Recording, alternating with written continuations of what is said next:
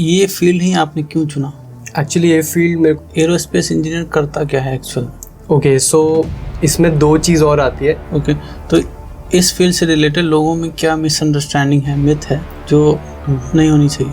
जैसे आपने career choose किया और बहुत लोग आपको कुछ और समझते होंगे कि पता नहीं क्या करता है, और एरोस्पेस इंजीनियर के बदले सोचते होंगे कि पायलट है या चलाता है। तो किस तरह के मिथ्स हैं तो जो एक ब्रेक तो करना चाहूँगा? हाँ, एक तो सबसे बड़ा मिथ ये कि ओके, तो एरोस्पेस इंजीनियरिंग और एरोनॉटिकल इंजीनियरिंग, ये दोनों में क्या डिफरेंस है? बहुत लोग कंफ्यूज हो जाते हैं कि दोनों सिमिलर है। हाँ, काफ़ी लोग को ये लगता है, बट मेजर डिफरेंस यही होता है कि एरोस्पेस तो प्लेन का एरोडायनामिक्स जो बोलते हैं, जैसे वो लिफ्ट होता है ऊपर, वो कैसे काम करता है इसमें? कि अगर किसी को पता चले, कोई जानना चाहते हैं कि हवाई जहाज उड़ता कैसे, क्यूरियोसिटी है, तो उसको अगर सिंपल लैंग्वेज में बताना, उड़ने का तो सिंपल है आई गेस। तो किसी को अगर क्लास 10 से स्टार्ट करना हो इस फील्ड में, तो क्या प्रोसेस हो, या उतना जल्दी स्टार्ट करना सही है या थोड़ा लेट से करना? मतलब आप नॉर्मल अपनी अगर किसी को ये करियर चूज़ करना है तो उसको कैसे पता चले कि यही मेरे लिए अच्छा है? ओके, तो ये करियर जैसे और करियर्स की तरह नहीं है कि ओके, तो अगर किसी को गवर्नमेंट वाला रास्ता चूज़ करना है कि कॉम्पिटिटिव एग्ज़ाम दें फिर बढ़िया कुछ करें, तो क्या क्या ऑप्शन है इसमें? तो गवर्नमेंट में तो आप अगर एविएशन में उसमें जाना चाहते हैं, दो टाइप, एक तो और गेट का भी रास्ता खुलता है इधर से। गेट तो कहीं से भी बीटेक करे तो मान लो किसी का गेट और जेई नहीं निकला, या फिर कोई गवर्नमेंट नहीं निकला, एडमिशन नहीं हो पाया किसी बढ़िया कॉलेज में, तो प्राइवेट कॉलेज कितना ऑप्शन अच्छा है वो? एक्चुअली सच बात बताऊँ तो प्राइवेट कॉलेज में एडमिशन के वक्त ऐसे कोई मिस्टेक्स हैं जो लोग करते हैं, नहीं करने चाहिए? तो प्राइवेट कॉलेज कौन कौन से अच्छे होंगे जो ज़्यादा फीस भी ना लगे एवरेज मिडिल क्लास के लिए, और अच्छी पढ़ाई भी, पर कुछ ऑप्शंस हो आपको? प्राइवेट में तो आपके फिर तो आप ओके, अगर आपको आज दोबारा कॉलेज चूज़ करना हो तो कौन सा कॉलेज चूज़ करोगे? फिर से अगर चूज़ करना हो, फिर से टाइम ट्रैवल करके आप पीछे चले जाएं और उस दिन पहुंच जाए जिस दिन एडमिशन हो रहा था। ओके, और सबसे डिफ़िकल्ट सेमेस्टर कौन सा होता है इसमें? सबसे डिफ़िकल्ट तो फाइनल ईयर में प्रोजेक्ट्स वगैरह जो होते हैं वो किस तरह के होते हैं इसमें? कोडिंग वालों का, आईटी वालों का तो सॉफ्टवेयर वगैरह बनाना होता है, जो मैकेनिकल होते हैं उनको उस तरह का। एरोस्पेस में क्या करते होंगे? एरोस्पेस में आप अपने कॉलेज में खुद भी प्रोजेक्ट्स बना सकते हैं। तो एक सक्सेसफुल एरोस्पेस इंजीनियर का सबसे बेस्ट स्किल क्या होता है जो होना चाहिए सब में? एक्सट्रीम। इसमें इंटर्नशिप वगैरह कैसे ले सकते हैं? आजकल तो थोड़ा इजी हो गया, हमारे टाइम में तो। और सीजीपीए वगैरह मैटर करती है, और ढंग के कॉलेज के लिए, ढंग के प्राइवेट कॉलेज के लिए भी कम से कम कितने चाहिए परसेंटेज 12th में 10th में, ऐसे मैटर करती है ये चीज़? हाँ, मतलब जैसे अच्छा, कौन से कंपनीज होंगे जो हायर करते हैं एरोस्पेस इंजीनियर को? ओके, सो ये एक्चुअली मेरी बहुत ही अच्छा क्वेश्चन है, बिकॉज तो इसमें मेजर जॉब रोल्स कौन कौन से होते होंगे जो सीनियर में, जिसके पैकेज हाई होंगे, लोग उसको देखते होंगे कि हाँ ये वाला मिल जाएगा, मैं ज़िंदगी बदल जाएगा? तो इसमें से सबसे हाईएस्ट पैकेज तो 5-10 साल बाद सैलरी कितनी होती होगी इन लोगों की? On an average software engineers की जो सैलरी है कभी कभी करोड़ों में भी चले जाते हैं, न्यूज़ में भी आता है।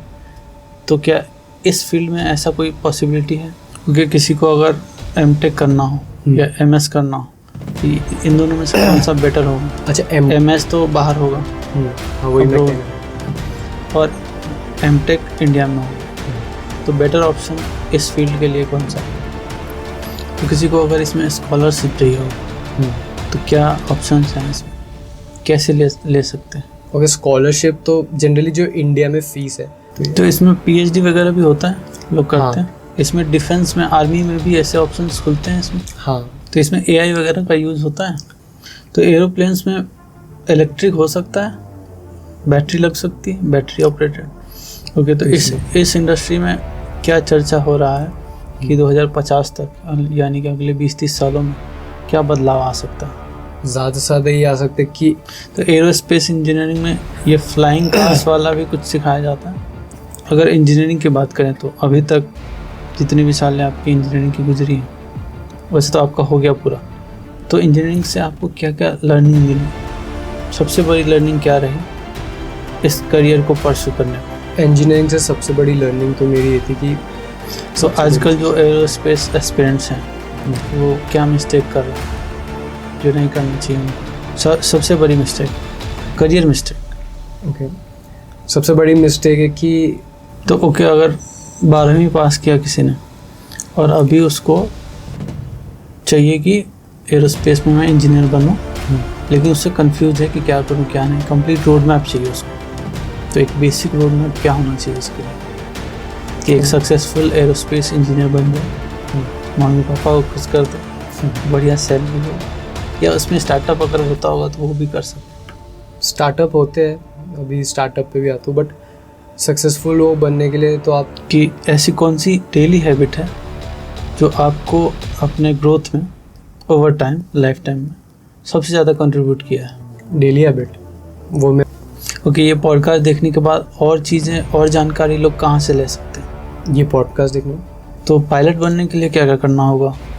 अगर किसी को पायलट वाला करियर परस्यू करना है तो उसमें कितनी सैलरी मिल सकती है, क्या क्या डिफ़िकल्टीज आ सकती है, प्रॉपर एक रोड मैप क्या होगा लोगों का? 12th के बाद ही होता होगा करियर?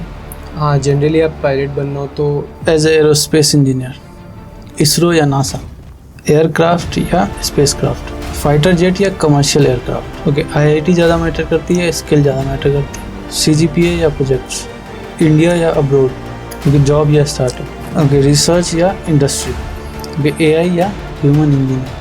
हर एरोस्पेस स्टूडेंट को कौन सी एक बुक जरूर पढ़नी चाहिए? ओके, और कॉलेज में सबसे बड़ी मिस्टेक क्या है जो अवॉइड करनी है?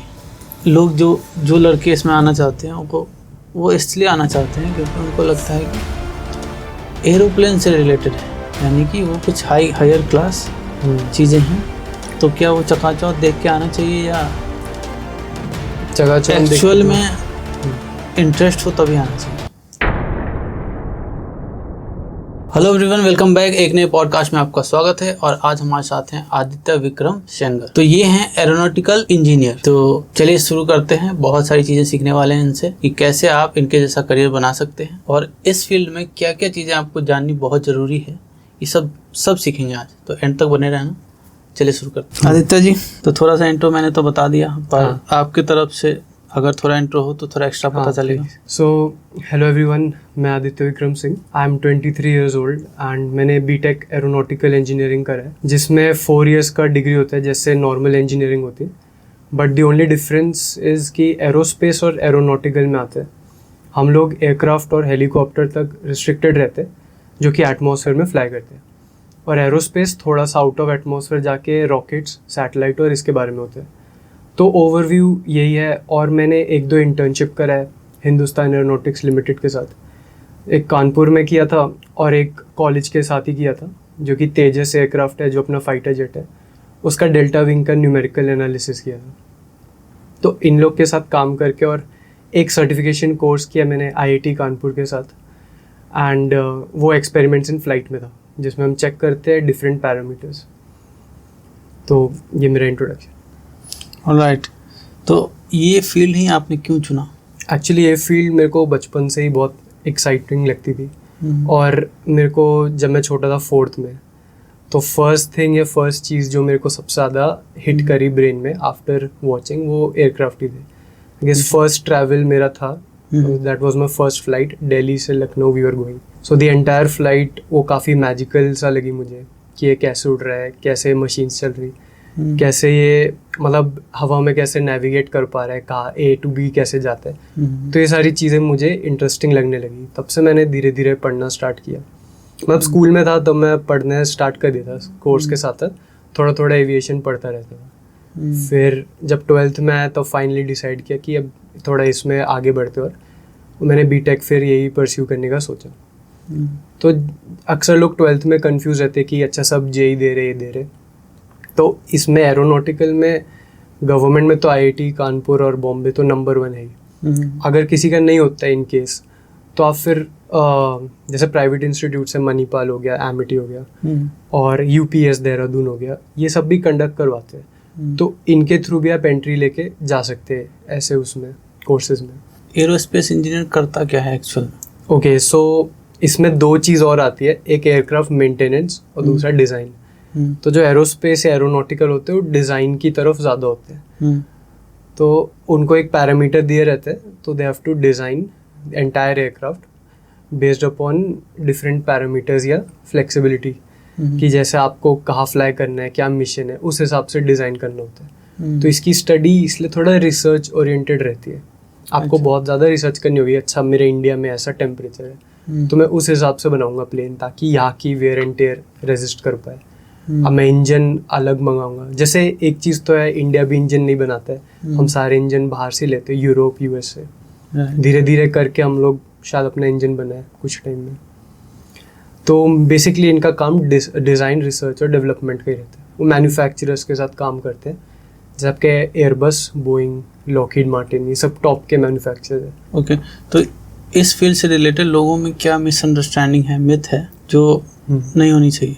जैसे आपने करियर चूज़ किया और बहुत लोग आपको कुछ और समझते होंगे कि पता नहीं क्या करता है, और एरोस्पेस इंजीनियर के बदले सोचते होंगे कि पायलट है या चलाता है। तो किस तरह के मिथ्स हैं तो जो एक ब्रेक तो करना चाहोगे? हाँ, एक तो सबसे बड़ा मिथ ये कि एयरक्राफ्ट मेंटेनेंस और इसमें, क्योंकि सबको ये लगता है कि हम एयरलाइंस में काम करते और उनका वो करते ओवरऑल का मतलब ये होता है कि जब प्लेन आया एक फ्लाइट करके तो आपको इंस्पेक्शन करना है, बट ये हमारा रोल नहीं होता है। ये लाइसेंस इंजीनियर होते हैं, ये अलग कोर्स होता है। इस कोर्स में स्पेसिफिकली आपको प्लेन बनाना सिखाते हैं कि बनाते कैसे, फिर उसको टेस्ट करना सिखाते हैं कि टेस्ट कैसे करते हैं। तो बेसिक काम आपका बनाना और टेस्टिंग का ही रहता है, और कुछ कुछ रिसर्च पेपर भी इस्टेब्लिश करने होते हैं। तो इसलिए इसका स्कोप ज़्यादातर इंडिया में लैब्स जैसे DRD हो गया, NAL मतलब नेशनल एरोनॉटिक्स लैब, तो इन सब में ये लोग आपको as aerospace aeronautical engineer hire भी करते हैं। तो आपके फ्यूचर प्रोजेक्ट्स, जैसे अभी इंडिया 5th जनरेशन फाइटर बना रहा है, तो इन सब प्रोजेक्ट्स में आप शामिल रहोगे। आप मेंटेन नहीं करोगे, आप सिर्फ डिज़ाइन करोगे। तो एक सबसे बड़ा मिथ है। दूसरा था फ्लाई करने की, तो हमको सिखाया जाता है कि प्लेन उड़ता कैसे, कंट्रोल्स क्या क्या होते हैं, क्या सिस्टम्स लगे, कैसे उड़ाया भी जाता है और कैसे कम्युनिकेट, नेविगेट सब किया जाता है। तो ये सब हमें सिखाया जाता है, बट वो ऑपरेट करने के लिए अलग लाइसेंस चाहिए, पायलट बनने का अलग ही कोर्स होता है। बट इस इंजीनियरिंग में आपको ये भी सिखाया जाएगा, ताकि आपको सब पता हो कि ये सब कैसे चल रहा है। ओके, तो एरोस्पेस इंजीनियरिंग और एरोनॉटिकल इंजीनियरिंग, ये दोनों में क्या डिफरेंस है? बहुत लोग कंफ्यूज हो जाते हैं कि ये दोनों सिमिलर हैं। हाँ, काफ़ी लोग को ये लगता है, बट मेजर डिफरेंस यही होता है कि एरोस्पेस होता है आउट ऑफ एटमॉस्फेयर। एटमॉस्फेयर के बाहर जो चीज़ें उड़ रही है, जैसे आपका सैटेलाइट ऑर्बिट में उड़ रहा है सब, फिर आपके ये हो गए आपके रॉकेट्स वगैरह जो आउट ऑफ अर्थ जा रहे हैं, वो एरोस्पेस के पार्ट होते हैं। एरोनॉटिक्स या एरोनॉटिकल में जो वो आती है, जो चीज़ एटमॉस्फेयर में अर्थ के अंदर ही उड़ रही है, जैसे आपके मिसाइल्स और एरोप्लेन, हेलीकॉप्टर, ड्रोन। एस्ट्रोनॉटिकल होती है जो बाहर स्पेस में होती है। हाँ, जैसे नासा में 2 डिवीजन है ऐसे, एरोनॉटिकल, एस्ट्रोनॉटिकल, तो उनने ज़्यादा ब्रॉडली डिफाइन कर रखा है।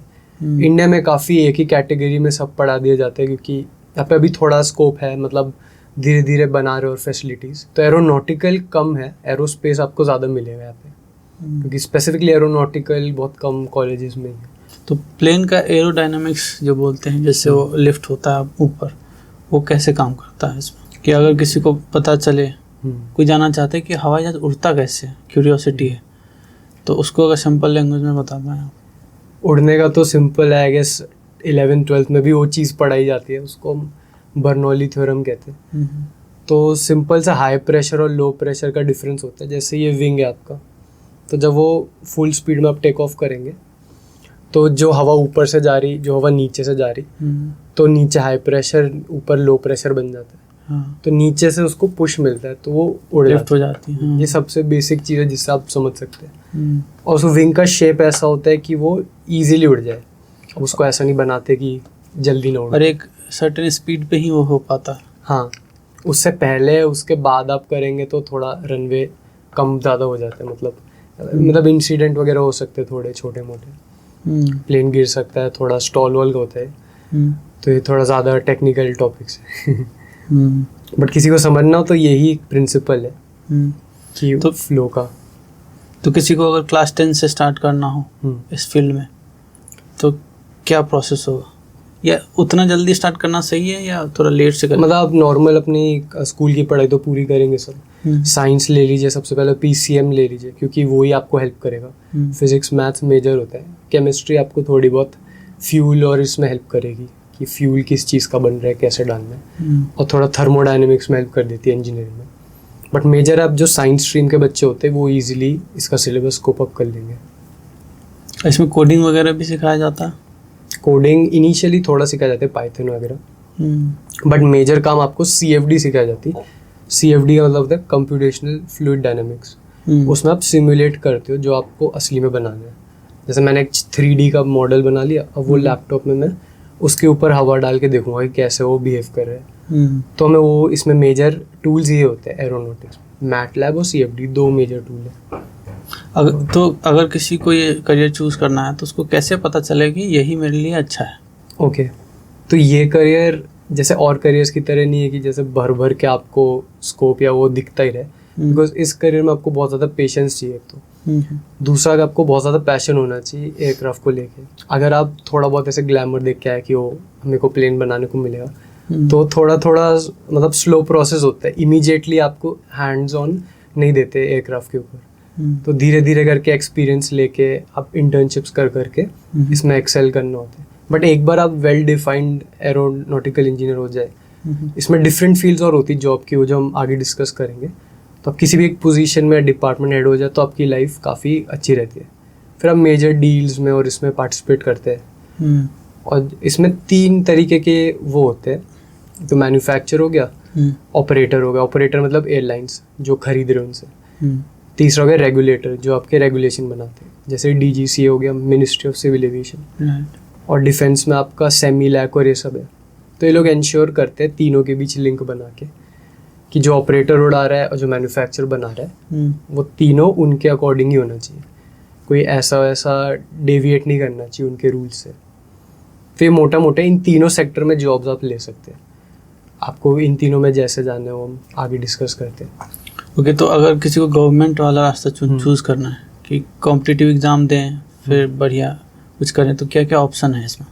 तो गवर्नमेंट में तो आप अगर एविएशन में उसमें जाना चाहते हैं, 2 टाइप, एक तो सिविल PSUs है पब्लिक सेक्टर, दूसरा मिलिट्री है डिफेंस। डिफेंस में तो हम सभी जानते हैं एयरफोर्स के पास सबसे ज़्यादा एयरक्राफ्ट है, और वो एरोनॉटिकल इंजीनियर की एंट्री निकालते भी है, वो लेते ही एरोनॉटिकल, वो टैग एरोनॉटिकल होता है, बट वो डिफरेंट ब्रांचेज एलिजिबल होती है उसके लिए। तो आप चाहे मैकेनिकल से, सिविल से, इलेक्ट्रिकल से, आप एलिजिबल हो एयरफोर्स में एरोनॉटिकल इंजीनियर बनने के लिए। तो वहाँ आपको एडवांस कोर्स कराया जाएगा एयरफोर्स के अंदर। वो आपको अगर आपने कभी नहीं पढ़ा तो वहाँ आप सीख जाएंगे, और एक्सपोजर भी आपको पूरी इंडस्ट्री का मिलता रहेगा साथ साथ। तो जैसे आप एयरफोर्स में होते हैं तो आप डिफरेंट ऑर्गेनाइजेशंस में टाइमली विजिट करेंगे, आपको डिपार्टमेंट हेड बना दिया जाएगा किसी बड़े से एरिया का। तो ऐसे अपॉर्चुनिटीज़ आपको मिलिट्री में मिल सकती है। और अगर सिविल PSU की बात करें, मतलब नॉर्मल गवर्नमेंट जॉब की, नॉन मिलिट्री, तो उसमें आप UPSC में कुछ एग्जाम्स होते हैं जिसमें आप directly ministry of civil aviation में जा सकते हैं। एक ASO करके होता है, एयर सेफ्टी ऑफिसर, वो ग्रेड A लेवल की जॉब है, और आपको सेम IAS ऑफिसर जैसे पर्क्स मिलते हैं। उसमें क्वालिफिकेशन है BTech एरोनॉटिकल होना चाहिए बस, और हर 1 साल में उनका फॉर्म आता रहता है, तो बच्चे भर सकते हो, तो डायरेक्टली रेगुलेशन में आप काम कर सकते हैं ऐसे। तो इसमें JEE पास करके भी लोग कर सकते हैं? हाँ, JEE पास करके अगर आपको IITs मिल रहा है क्योंकि उसमें एरोनॉटिकल है, और नहीं मिल रहा तो आप किसी भी अच्छे कॉलेज से, प्राइवेट में जो भी है, जैसे मणिपाल है, एमिटी, इनफैक्ट मैं उसी से पढ़ा हूँ, एमिटी इंस्टीट्यूट ऑफ टेक्नोलॉजी। तो हमारा जो कोर्स था वो हमको टाटा टेक्नोलॉजीज ने पढ़ा था, तो उनका कोलैबोरेशन में था, तो उनके फैकल्टी आके पढ़ाती थी। और गेट का भी रास्ता खुलता है इधर से? गेट तो कहीं से भी आप BTech करे तो कोई भी BTech का बच्चा हो जिसको बाद में एरोस्पेस में शिफ्ट करना है, तो गेट एरोस्पेस दे सकते हैं आप। उसकी अगर किसी को नहीं समझ आता तो बहुत सारे इंस्टीट्यूट्स है वो सिखाते भी है, थोड़े कोचिंग देते हैं, अब वो करके भी एरोस्पेस में आ सकते हैं। आप एरोस्पेस इंडस्ट्री में आ सकते हैं और मास्टर्स कर सकते हैं। तो मान लो किसी का गेट और JEE नहीं निकला, या फिर कोई गवर्नमेंट नहीं निकला, एडमिशन नहीं हो पाया किसी बढ़िया कॉलेज में, तो प्राइवेट कॉलेज कितना ऑप्शन अच्छा है वो? एक्चुअली सच बात बताऊँ तो कॉलेज और इसका रेपुटेशन आपके सिर्फ CV तक ही रहता है, बट जो आप सीखते हैं हर जगह सेम ही सीखते हैं। कोर्स इसका सेम है, सब्जेक्ट्स जो पढ़ाए जाते हैं और इंडस्ट्री एक्सपोजर भी आपको ऑलमोस्ट सेम ही मिलता है। बस IITs में थोड़ा फर्क है कि आपको नेशनल प्रोजेक्ट्स पे काम करने को देते हैं। जैसे आपने देखा होगा दिल्ली में पॉल्यूशन बहुत होता है, नोएडा में, तो कभी कभी नवंबर के आसपास वो लोग क्लाउड सीडिंग करते हैं हवा में ताकि बारिश हो जाए। तो एरोस्पेस डिपार्टमेंट ही है, तो उन लोग को ऐसे प्रोजेक्ट्स दे देते हैं। बस फ़र्क इतना है, बाकी आपको पढ़ाई तो सेम ही होती है हर जगह, डिफ़िकल्टी लेवल हर जगह सेम है। आप इनके मेन 4 कोर्स सब्जेक्ट्स होते हैं एरोनॉटिक्स में, तो वो आपको हर जगह इक्वल उसमें पढ़ाए जाएंगे। तो प्राइवेट कॉलेज में एडमिशन के वक्त ऐसे कोई मिस्टेक्स हैं जो लोग करते हैं, नहीं करने चाहिए?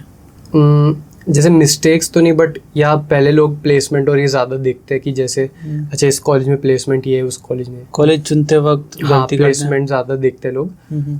तो प्लेसमेंट ना देख के आप ये देखिए कि आपकी फैकल्टी कैसी और आपको पढ़ाया कैसे जा रहा है, बिकॉज अल्टीमेटली आपके स्किल्स ही आपको जॉब दिलाएंगी।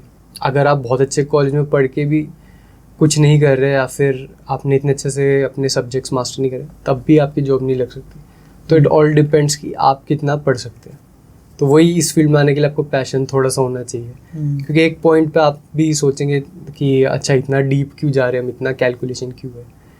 तो जिसको थोड़ा ज़्यादा इंटरेस्ट होगा वो उसको मज़ा आएगा इस फील्ड में। तो प्राइवेट कॉलेज कौन कौन से अच्छे होंगे जो ज़्यादा फीस भी ना लगे एवरेज मिडिल क्लास के लिए और अच्छी पढ़ाई भी हो, अगर कुछ ऑप्शंस हो आपके दिमाग? प्राइवेट में तो आपके फिर तो आप एयरक्राफ्ट मेंटेनेंस इंजीनियरिंग भी कर सकते हैं।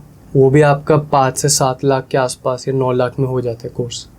और नॉर्मल बीटेक देखे तो 12 से 15 लाख के आसपास आपका कोर्स रहता है।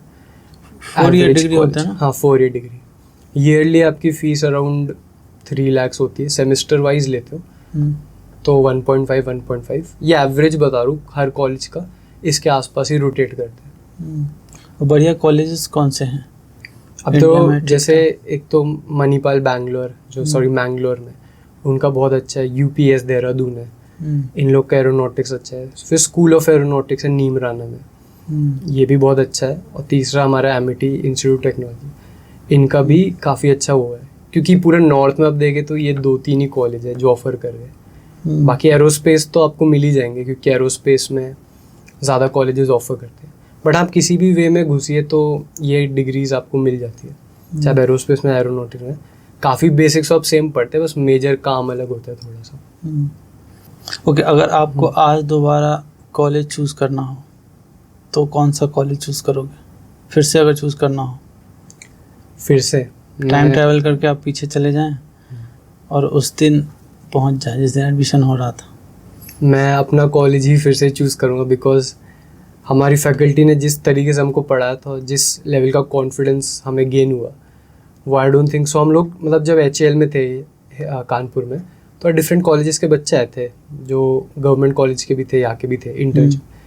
तो जितनी नॉलेज हमें थी, जितना एक्सपोजर हमें था, तब हमको रियलाइज़ हुआ कि नहीं हमारी फैकल्टी और ये बहुत अच्छी है। क्योंकि हमारी अगर आप फैकल्टी बात करें, हमारे पास एयरफोर्स के रिटायर्ड ऑफिसर्स हैं जो हमको पढ़ा रहे हैं, HAL के जनरल मैनेजर है जो हमको पढ़ा रहे हैं। तो फैकल्टी नो डाउट बहुत अच्छी थी। तो इसी कॉलेज में रह के और अच्छा परफॉर्म करता मैं। अगर कुछ कमी रह गई हो कॉलेज में तो फिर मैं और अच्छे से करता, अगर फिर मौका मिले तो। ओवरऑल तो अच्छा था काफ़ी। ओके, और सबसे डिफ़िकल्ट सेमेस्टर कौन सा होता है इसमें? सबसे डिफ़िकल्ट एक्चुअली पूरा ईयर ही होता है, 3rd ईयर होता है। उसमें आप पहली बार एक्सपोज किए जाते हो कोर सब्जेक्ट्स की तरफ। एंड उसमें जैसे आप मतलब 2nd ईयर तक तो अब नॉर्मल सब चल रहा होता है, कॉमन जो इंजीनियरिंग होती है सबके लिए। थोड़ा कोडिंग हो गई, थोड़ा इलेक्ट्रॉनिक्स, थोड़ा ये। जैसे ही 3rd ईयर आता है वो कोर आ जाता है, फिर आप डीपली पढ़ते हो सारी चीज़ें कि अच्छा ये इतना फास्ट एयरप्लेन क्यों जा रहा है, फिर हवा में क्या कैलकुलेशन दे सब। तो उस वक्त मेरे को इंटरेस्ट थोड़ा ज़्यादा आ गया था, क्योंकि मेरा मेन स्ट्रीम ही यही था। तो अब मैंने लोगों को देखा मतलब थोड़ा डरते हुए रहे से, बट हाँ अगर आप डेडिकेशन से पढ़े तो हो जाता है, इतना वो नहीं रहता। तो फाइनल ईयर में प्रोजेक्ट्स वगैरह जो होते हैं वो किस तरह के होते हैं इसमें? कोडिंग वालों का, IT वालों का तो सॉफ्टवेयर वगैरह बनाना होता है, जो मैकेनिकल होते हैं उनको उस तरह का। एरोस्पेस में क्या करते होंगे? एरोस्पेस में आप अपने कॉलेज में खुद भी प्रोजेक्ट्स बना सकते हैं। एक तो जैसे विंड टनल बना सकते हैं, अच्छा, सॉरी विंड टरबाइन बना सकते हैं। विंड टनल में एक्सपेरिमेंट्स कर सकते हैं, उसमें हम छोटे छोटे मॉडल बनाते हैं 3D प्रिंटर से, तो उसको आप रख के टेस्ट कर सकते हैं, उसका डेटा लिख सकते हैं। तो इसमें मोस्टली प्रोजेक्ट्स थोड़े प्रैक्टिकल होते हैं कि आप आंखों से देख के बना सकते हैं। इसमें हाँ एरोस्पेस एरोनॉटिक्स में ये चीज़ बड़ी अच्छी है कि जो आप पढ़ रहे हो आपको दिख रहा है कि अच्छा ऐसा हो रहा है, तो आप डेली रिलेट कर सकते हैं कि अच्छा आज मैंने ये पढ़ा था, अब मैं इस फ्लाइट में बैठूँ, अब मेरे को ये पता लग रहा है कि ये हो गया। तो ये ऐसी चीज़ है कि आप डेली प्रैक्टिकल लर्निंग रहती है। पहला तो आप कॉलेज प्रोजेक्ट कर सकते हैं ग्रुप में, दूसरा है कि आप कंपनीज में जैसे PSUs हो गई, इसमें इंटर्नशिप्स कर सकते हैं। तो वो आपको सर्टेन अमाउंट ऑफ एक्सपोजर देते हैं कि कैसे एयरक्राफ्ट फैक्ट्री में आया, बन रहा है, उसको तोड़ा जा रहा है, उसको पेंट कैसे करते हैं, फिर उसमें कंट्रोल्स कैसे फिट हो रहे हैं, ये सब आपको देखने का मौका मिलता है। तो ये सारी चीज़ें रहती है। एक सक्सेसफुल एरोस्पेस इंजीनियर का सबसे बेस्ट स्किल क्या होता है जो होना चाहिए सब में?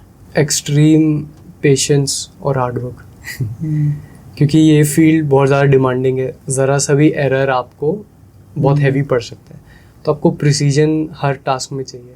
लाइक एग्जांपल दूंगा, जैसे इंजन होता है, जो उसका आप ब्लेड भी अगर डिज़ाइन करें तो अगर इतना सा एक डॉट का भी उसमें वो आ गया, थोड़ा सा उसमें डिफेक्ट, तो पूरा आपका वही ख़राब हो जाएगा असेंबली। तो आपको पूरा वापस बनाना पड़ेगा उसका पूरा पार्ट। तो इतना प्रिसीजन चाहिए रहता है इसमें, और डेडिकेशन इसलिए बिकॉज इसमें कॉन्स्टेंटली आप फेल करते रहोगे, एक बार में सक्सेसफुल रिजल्ट नहीं आते। अब जैसे इंडिया लोग, बहुत लोग कहते हैं हम अपना प्लेन क्यों नहीं बनाते, हम बाहर से लेते सारे प्लेन। अभी तो जैसे गवर्नमेंट ने बोला आत्मनिर्भर भारत चल रहा है, अभी हमने छोटा एक 40 सीटर प्लेन तो बना ही रखा है। और अभी रिसेंटली उड़ा भी रहे थे हम, गुजरात में एक एयरबस की फैक्ट्री है, तो उनने अभी रिसेंटली बनाया। बट स्टिल हम खुद नहीं बना रहे, वो बाहर से हम असेंबल करके उसको टेस्ट कर रहे थे। हम खुद कब बनाएंगे, जब हमारे सारे इंजीनियर्स यहाँ पे रह के ही काम करेंगे।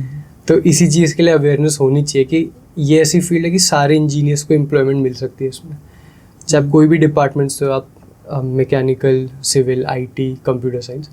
तो अगर कोई एरोस्पेस इंडस्ट्री खोलता भी है तो एरोस्पेस का मतलब ये नहीं कि सिर्फ एक ही इंजीनियर होते हैं, इसमें कोलैबोरेशन होता है सारे इंजीनियरिंग का।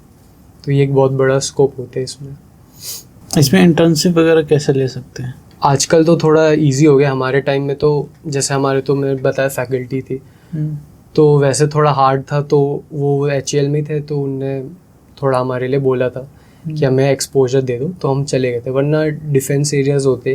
अब क्या किया कि DGCA जैसे है सिविल एविएशन का, उनने अपने इंटर्नशिप फॉर्म्स निकाल लिए, तो हर 3 मंथ्स में वो फॉर्म देता है, आप डिफरेंट डायरेक्टरेट में इंटर्नशिप कर सकते हो एविएशन में। और दूसरा आपका DRDO निकालता है, ISRO निकालता है। तो इनकी वेबसाइट पर आप विजिट करते रहिए और उसमें इंटर्नशिप के टैब के अंदर आप देख सकते हैं जब जो निकाल रहे हैं। एलिजिबिलिटी जनरली होती है, आप 3rd ईयर के बाद अप्लाई कर सकते हो, 6 सेमेस्टर के बाद। अच्छा, और CGPA वगैरह मैटर करती है? नहीं, गवर्नमेंट इंटर्नशिप्स में नहीं करती, प्राइवेट में थोड़ा बहुत करती है। बट जॉब के लिए कितना चाहिए होगा? मतलब मिनिमम तो मैं ये कहूँगा 7.5 से सब ऊपर ही रख के चलो, बिकॉज कैंपस प्लेसमेंट जो कंपनीज आएंगी वो शायद फिल्टर आउट कर दे आपको। और ढंग के कॉलेज के लिए, ढंग के प्राइवेट कॉलेज के लिए भी कम से कम कितने चाहिए परसेंटेज 12th में 10th में? ऐसे मैटर करती हैं ये चीज़ें? हाँ, मतलब जैसे कुछ कॉलेजेस नहीं मांगते, बट जैसे आपकी लाइफ है, कभी आपका मन किया कि अब चलो गवर्नमेंट में जाए, इसमें जाए, तो जैसे अब डिफेंस में डायरेक्ट एंट्रीज होती है इंजीनियर्स की, तो अगर अपने इंजीनियरिंग करें तो डायरेक्टली उनका इंटरव्यू देने जा सकते हो, उसको SSB कहते हैं। तो उसके लिए परसेंटेज चाहिए, बट कॉलेज में भले नहीं चाहिए। तो इसलिए एक मिनिमम है कि आप 70 से ऊपर ही रखिए सब में, चाहे कॉलेज हो चाहे उसमें। अब मिनिमम है कि चलो ठीक है, आपने स्कूल में इतना मन नहीं लगा हो रहा है और आप 70 तक आ गए, बट कॉलेज में और अच्छा करिए फिर, क्योंकि इसमें कहीं ना कहीं तो आपके मार्क्स के बेस पे फिल्टर आउट होते हैं। कुछ बच्चे उनको बाहर जाना है, अब्रॉड, जर्मनी जैसे कंट्रीज़ में, तो जो टॉप इंस्टीट्यूट्स है वो भी आपके मार्क्स पे ही लेते हैं। उधर GPA सिस्टम चलता है, तो 3 से ऊपर रखते हो लोग। अच्छा, कौन से कंपनीज होंगे जो हायर करते हैं एयरोस्पेस इंजीनियर को? ओके, सो ये एक्चुअली में बहुत ही अच्छा क्वेश्चन है, बिकॉज डायरेक्ट रिक्रूटमेंट एरोस्पेस में से होता नहीं है। आपको GET करके एक होता है, ग्रेजुएट इंजीनियर ट्रेनिंग, उसके थ्रू ही आप रिक्रूट होते हो। अच्छा, तो उसमें आप इंटर्न ही रहते हो 1-2 साल के लिए। तो जब आपके स्किल्स ऑब्जर्व करते हो और आपके क्या इंटेंट ऑब्जर्व करते हो, बिकॉज एरोस्पेस बहुत ही सेंसिटिव फील्ड है। अगर किसी का इंटेंट थोड़ा ऐसा है कि जैसे कहना तो नहीं चाहिए, बट जैसे तो थोड़े माइंड जिनका बहुत वो होता है, स्टेबल नहीं रहता है, कभी ये सोच रहे कभी वो, उनके लिए हाँ, उनके लिए थोड़ा सा वो ऑब्जर्व करते हैं, क्योंकि डिफेंस एरियाज और ये सब रहते हैं मोस्टली एरोस्पेस इंडस्ट्रीज आपकी डिफेंस के साथ ही काम करती है। तो उनको ऐसे लोग भी चाहिए, और कोई ऐसा नहीं चाहिए कि जो सारा उनका एक्सपोज कर दे कि क्या काम चल रहा है अंदर। तो थोड़ा ट्रस्ट इसमें बिल्ड करना होता है, सीक्रेट होते हैं चीज़ें। हाँ, सीक्रेटिव काम रहता है थोड़ा। और इसमें डिज़ाइन चोरी हो जाते हैं लोगों के, कि किसी ने किसी का डिज़ाइन एक्सपोज कर दिया, दूसरी कंपनी वैसा प्लेन बना ले, तो इसलिए थोड़ा सा आपको ट्रस्ट इनिशियली नहीं बनता है। तो जनरली एरोस्पेस में जॉब मिल जाती है, थोड़ा थोड़ा आपको इंटर्नशिप और इसके थ्रू मिलती है। डायरेक्ट एविएशन में लेना तो थोड़ा हार्ड है इंडिया में। ओके, तो इसमें जैसे ये होते हैं एयर इंडिया, इंडिगो, ये सब इसमें कंपेरेटिवली ईजी होते हैं क्योंकि इसमें आपको इंटर्नशिप की ज़रूरत नहीं। अच्छा, अगर आप एयरलाइंस की बात करें तो इसमें फ़्लाइट क्रू होते हैं, जैसे पायलट्स हो गए। अगर आप पायलट का कोर्स करेंगे तो आप डायरेक्टली एयरलाइंस में जा सकते हैं, फिर आपको इंटर्नशिप की ज़रूरत नहीं। और AAME हो गया, एयरक्राफ्ट मेंटेनेंस इंजीनियर, तो ये लोग डायरेक्टली एयरलाइंस में रहते हैं, ये मैन्युफैक्चर में नहीं जाते। अच्छा, हाँ, अच्छा, हाँ, ये पार्ट बताइए कि क्या क्या है अलग अलग कैटेगरी। अच्छा, एक तो है डिफेंस, एक होगा मैन्युफैक्चरिंग, एक अलग अलग होंगे ना इसके अलावा। हाँ, क्या क्या ऐसे ब्रॉडली मैं बताता हूँ, 3 मेजर है। मैन्युफैक्चरर जो प्लेन बना रहे हैं, ठीक है, और मैन्युफैक्चर में भी 2 हो गए, सिविलियन, दूसरा मिलिट्री। ठीक है। तो फिर हो गया रेगुलेटर, जो रेगुलेशन सेट करेगा कि ऐसा ही प्लेन होना चाहिए, अगर इसे थोड़ा बहुत ऊपर नीचे डेविएट हुआ, या फिर ऐसा ही परफॉर्म करना चाहिए हर दिन, मतलब कोई भी, जैसे आसमान आपका अलग है या वेदर चेंज होता है, तो सेट ऑफ रूल्स होते हैं, वो जो रूल सेट करते हैं वो रेगुलेशन वाले हो गए। फिर तीसरा हो गया ऑपरेटर, जो आपकी एयरलाइंस हो गई। अब रेगुलेटर्स, ऑपरेटर जो एयरलाइंस है, उनको वो सेट ऑफ रूल्स दिए जाते हैं कि आपको अपने सारे ऑपरेशन इसी रेंज में करने हैं, इसके बाहर नहीं होने चाहिए। तो अल्टीमेटली आप देखें, सबसे ज़्यादा पावर रेगुलेटर पे ही है, वो आपका प्रोडक्ट रिजेक्ट भी कर सकते हैं और एक्सेप्ट भी करवा सकते हैं। तो अब जॉब्स की बात करें, मैन्युफैक्चरिंग जॉब्स तो आपकी स्टार्ट हो जाती है कॉलेज के बाद, आप कैंपस प्लेसमेंट बैठेंगे तो मैन्युफैक्चरिंग फील्ड में मिल जाएगी आपको आराम से। इनिशियली आप स्ट्रक्चर इंजीनियर होते हैं, स्ट्रेस इंजीनियर, तो छोटे मोटे जो पार्ट्स होते हैं, तो आप स्ट्रेस एनालिसिस करते हो, उसमें कितना स्ट्रेस आ रहा है सब, तो ये मैकेनिकल चीज़ है, तो इसमें डिफरेंट एरिया के इंजीनियर्स जा सकते हैं एरोस्पेस में। फिर इसमें प्रोग्रेशन बहुत अच्छा है, क्योंकि अल्टीमेटली आप फ्लाइट टेस्टिंग में जा सकते हैं, जिसमें पायलट और इंजीनियर दोनों होंगे। तो इसमें मेजर जॉब रोल्स कौन कौन से होते होंगे, जो सीनियर में जिसके पैकेज हाई होंगे, लोग उसको देखते होंगे कि हाँ ये वाला मिल जाएगा, मेरी ज़िंदगी बदल जाएगा? तो इसमें से सबसे हाईएस्ट पैकेज तो टेस्ट पायलट का होता है।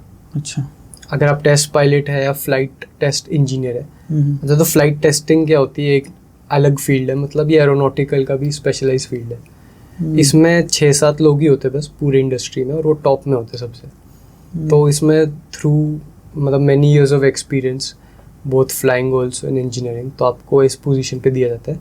देन आपकी monthly salary may be around 15 to 20 lakh rupees हो सकती है, बिकॉज आप अल्टीमेट रिस्क की जॉब है, नया नया एयरक्राफ्ट बनता है, पहली बार उड़ाते हो, और आप और लोगों के लिए सर्टिफाई करते हो। तो ये सारी सैलरीज जो मैं बताया रफली है, ये यूरोपियन बेसिस पे है, क्योंकि मेजर फ्लाइट टेस्टिंग यूरोप में ज़्यादा होती है और अमेरिका में।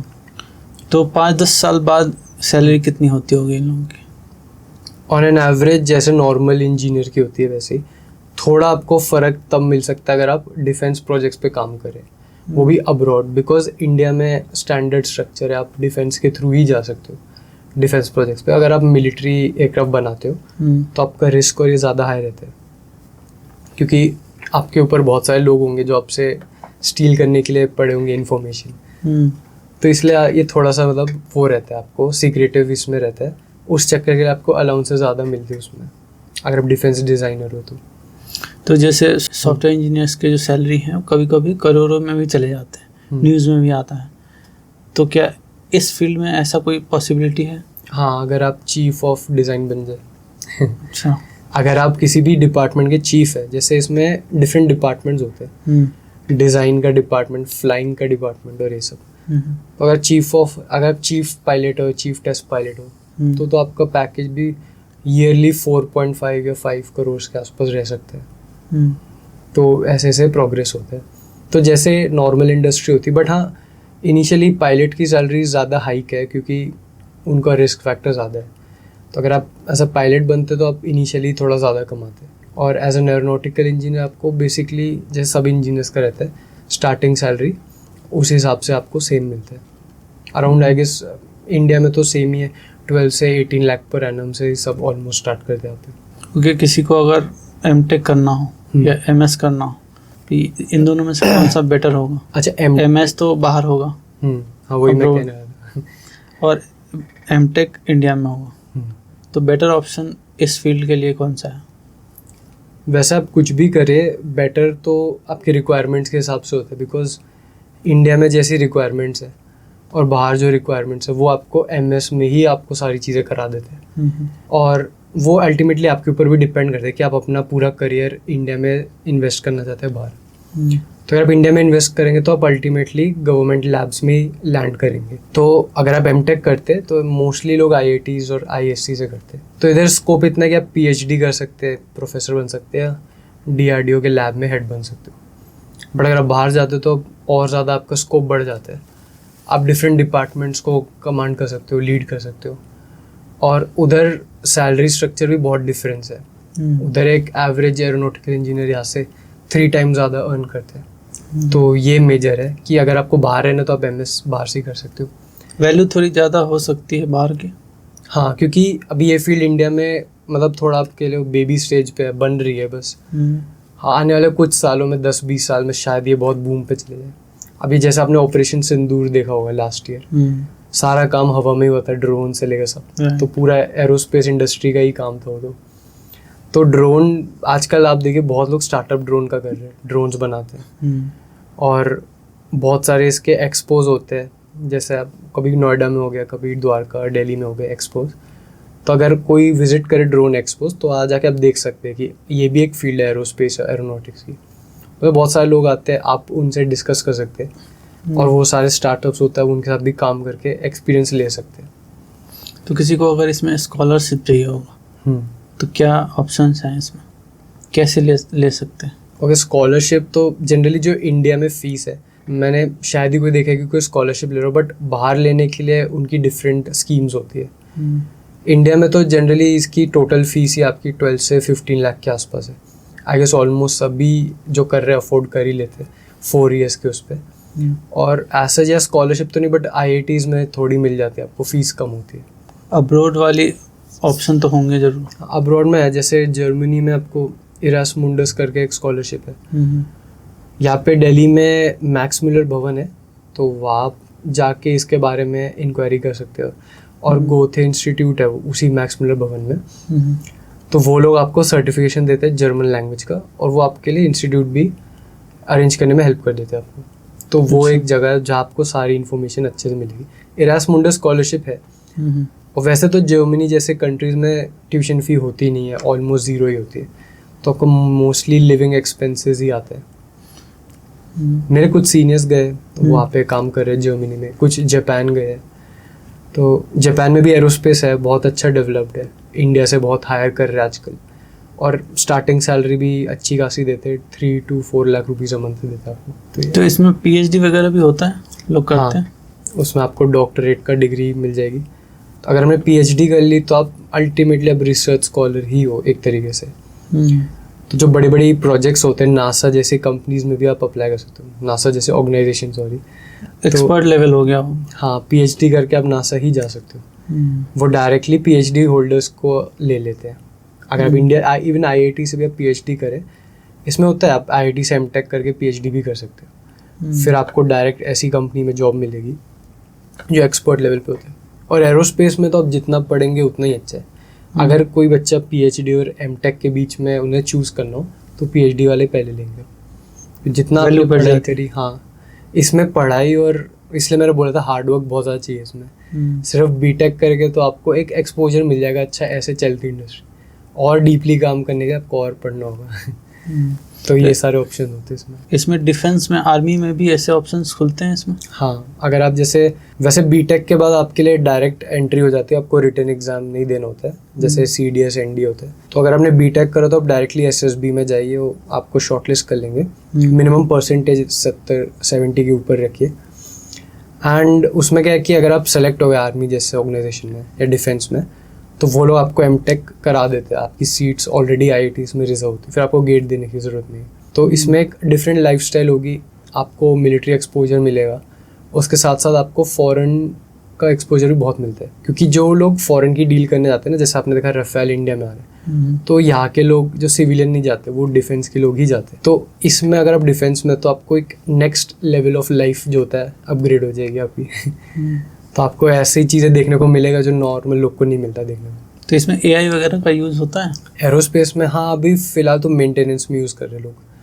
जैसे बहुत लोग का ये सवाल तो काफ़ी एक साल से मैं भी देखता था कि लोग कहते हैं कि पायलट्स को रिप्लेस कर देगा एआई और ये, बट प्रैक्टिकली थोड़ा सा इम्पॉसिबल है। बिकॉज अगर मैं आपसे खुद पूछूँ आप भी ऐसे प्लेन में क्यों बैठेंगे जहाँ पे कोई ह्यूमन है ही नहीं, क्योंकि मशीन फेल हो सकती है। हाँ, एक ह्यूमन मॉनिटरिंग के लिए चाहिए रहता है। इवन जो नॉर्मल आजकल जो प्लेन उड़ते हैं वो भी बहुत हाई टेक है। अगर पायलट ऑटो पायलट तो होगा उसमें भी। हाँ, बट ऑटो पायलट जैसा लोगों को लगता है वैसा होता नहीं है कि लोगों को लगता है कि ऑन कर दे अब कुछ नहीं करना। हाँ, बट ऐसा नहीं होता उसमें। एक हाइट पे बस स्टेबल रहती है। हाँ, वो बस प्लेन को गिरने से बचाते हैं। बाकी आप तो पूरी फ्लाइंग तो पायलट ही करते हो, मॉनिटरिंग करनी होती है, फिर बीच बीच में कम्युनिकेशन कॉल करनी होती है, फिर नेविगेशन, ये सब तो मैनुअली करते सब। और हाँ, मैं इसकी अगर एआई की बात करूँ तो अभी करंटली मेंटेनेंस में यूज़ हो रहा है कि अभी तो रिप्लेस नहीं करेगा। रिप्लेस नहीं कर रहे, उसको यूज़ कर रहे लोग। जैसे वो प्रिडिक्शन में यूज़ कर रहे हैं कि अच्छा अभी मेरा ये पार्ट ख़राब है तो आगे क्या फेलियर हो सकता है वो पहले ही बता देगा, तो आप पहले रिपेयर कर लो तो बच जाओगे। तो इंसिडेंट एक्सीडेंट को प्रिवेंट करने में हेल्प कर रहे हैं एआई। तो ये बहुत स्ट्रांगली यूज़ कर रहे हैं लोग बाहर। तो एरोप्लेन्स में इलेक्ट्रिक हो सकता है, बैटरी लग सकती है, बैटरी ऑपरेटेड? हाँ, बैटरीज तो लगती है उसमें, इलेक्ट्रिकल सिस्टम फ्यूल की जगह फुल्ली। अच्छा, वैसे ईवी की तरह एक्चुअली इस पे रिसर्च चल रही है। एयरबस कर रहा है अभी जर्मनी और स्पेन के साथ, सॉरी फ्रांस और जर्मनी में। वो ईवी का तो नहीं बट हाइड्रोजन फ्यूल पे रिसर्च कर रहे हैं कि वो कह रहे हैं एविएशन में पूरा हाइड्रोजन फ्यूल है। वैसे एयरक्राफ्ट में बैटरीज होती है, एयरक्राफ्ट के टेल में एक टरबाइन होता है, वो बैटरी पे ही चलता है, रैट करके। अच्छा। तो एयरक्राफ्ट का जो पूरी बैटरी सिस्टम है, इलेक्ट्रिकल सिस्टम है, तो लेकिन बैकअप ऑप्शंस होते हैं। मेन तो उसका इंजन पे ही सब चलता है। वो इसलिए होता है ताकि आपकी जैसे आप पैसेंजर जहाँ बैठते हैं कैबिन में पे लाइट और थोड़ा बहुत आपका एसी वेसी चल जाए, प्रेशर और ऑक्सीजन चल जाए। ओके, तो इस इंडस्ट्री में क्या चर्चा हो रहा है कि 2050 तक यानी कि अगले 20-30 सालों में क्या बदलाव आ सकता है?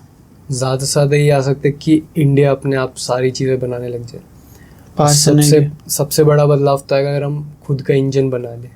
क्योंकि हम इंजन आज तक नहीं बनाए। बहुत कॉम्प्लिकेटेड है। हाँ, बहुत ज़्यादा। इनफैक्ट रॉकेट इंजन बनाना आसान है, एयरक्राफ्ट का ज़्यादा मुश्किल है। क्योंकि रॉकेट में आपको काफ़ी चीज़ें इग्नोर कर सकता है, बट एयरक्राफ्ट में ह्यूमन भी बैठा है, पैसेंजर भी है, तो इसका इंजन और ज़्यादा क्रिटिकल होता है बनाने में। तो जिस दिन इंडिया बनाने लग जाएगा इंजन, तो देख के ही तो एकदम लगता है कि वायर्स लगे हैं। बहुत ही कॉम्प्लेक्स इंजन होता है, मेटल्स, पाइप्स, बहुत चीज़ें होती हैं। वही होता है, तो उसमें डिफरेंट सेक्शंस होते हैं। और अगर जैसे काफ़ी लोग को अगर नहीं पता हो तो जो एसी भी चलता है वो भी इंजन से ही चलता है। तो इंजन की जो हवा आ रही उसी को खींच के कैबिन में ले जाते हैं, तो वैसे ही एसी चलता है। तो आपने अगर देखा हो बहुत सारे पैसेंजर्स या काफ़ी लोग रील बनाते हैं कि प्लेन में एसी नहीं चला रहे जब इंजन स्टार्ट हो रहे, इसलिए नहीं चलता है क्योंकि इंजन की पूरी पावर यूज़ करते हो। जैसे ही ऑन हो जाता है फिर एसी ऑन हो जाएगा अपने, तो 2-4 मिनट के लिए इसलिए एसी बंद रहता है। इंजन बहुत क्रिटिकल है क्योंकि सारे सिस्टम इंजन से ही जुड़े हुए हैं। आपका एसी, प्रेशर, जो प्रेशर बनाते हैं, फिर आपके फ्यूल सिस्टम्स पूरा, क्योंकि फ्यूल भी उससे जुड़ा हुआ है। तो एरोस्पेस इंजीनियरिंग में ये फ्लाइंग कार्स वाला भी कुछ सिखाया जाता है? फ्लाइंग कार्स, हाँ, उसको ईवीटॉल कहते हैं। इलेक्ट्रिकल, अभी तो इलेक्ट्रिकल वर्टिकल टेक ऑफ ऐसे करके, वर्टिकल टेक ऑफ लैंडिंग, वीटॉल। तो अभी रिसेंटली बैंगलोर में किसी ने टेस्ट किया है, वो टैक्सी, एयर टैक्सी करके हो रही। तो जितना मैंने पढ़ा था, इंडिगो ने एक डील करी थी कि वो एयर टैक्सीज हायर करेंगे और 7 मिनट्स में आप दिल्ली से गुड़गांव भी कर सकते हो। अभी वो उस पर चल रहा है, मतलब थोड़ी सर्टिफिकेशन चाहिए।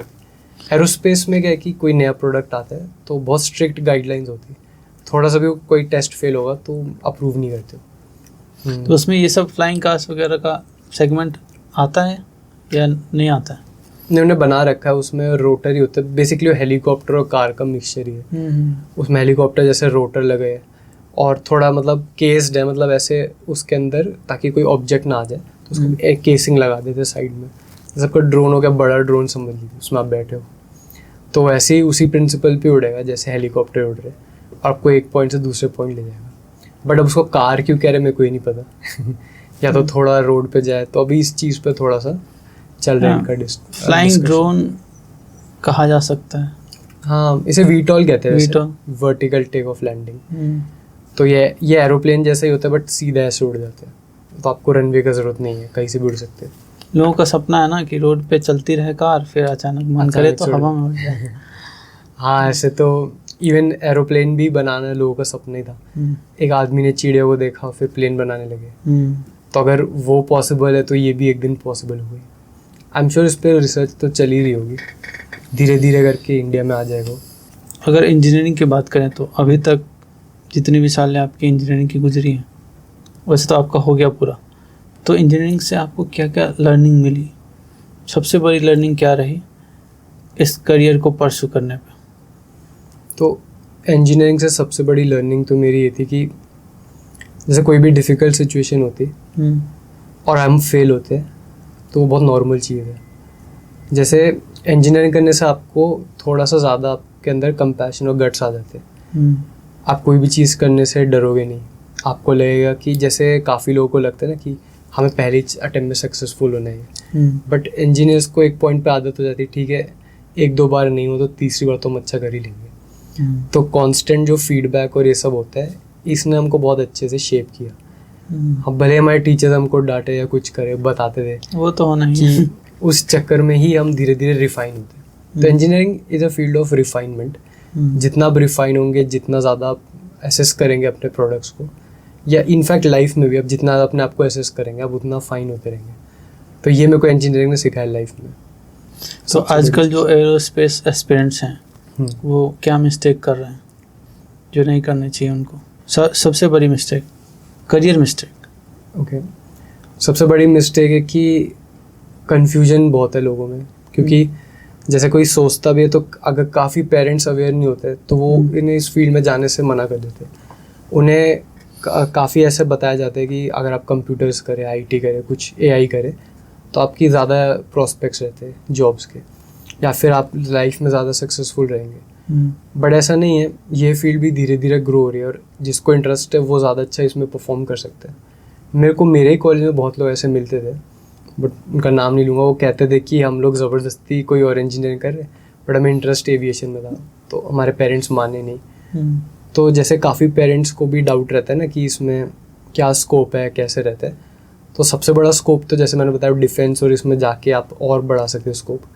दूसरा सिविल में एयरलाइंस हो गई, बहुत अच्छा पैकेज देते हो, one of the highest paying jobs India में, अगर आप एयरलाइंस में भी है तो ओके, अगर 12वीं पास किया किसी ने और अभी उसको चाहिए कि एरोस्पेस में मैं इंजीनियर बनूं, लेकिन उससे कंफ्यूज है कि क्या करूं क्या नहीं, कंप्लीट रोड मैप चाहिए उसको, तो एक बेसिक रोड मैप क्या होना चाहिए उसके लिए कि एक सक्सेसफुल एरोस्पेस इंजीनियर बन जाए, मम्मी पापा को खुश कर दे, बढ़िया सैलरी हो, या उसमें स्टार्टअप अगर होता होगा तो वो भी कर सके?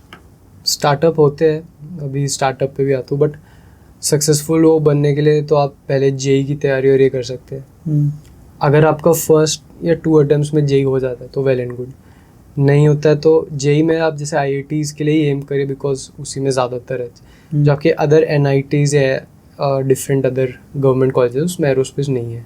तो अगर आपको आईआईटी नहीं मिलता फॉर एग्जांपल, तो आप प्राइवेट कॉलेजेस में जाइए और सेम पढ़ाई होती है, उसी क्या बोलते हैं पैशन के साथ आप पढ़ते रहिए। फिर आप जितना स्ट्रॉन्ग अपने सब्जेक्ट्स करेंगे, अच्छा मैं सब्जेक्ट्स भी डिस्कस करता हूँ, इसमें 4 मेजर सब्जेक्ट होते हैं।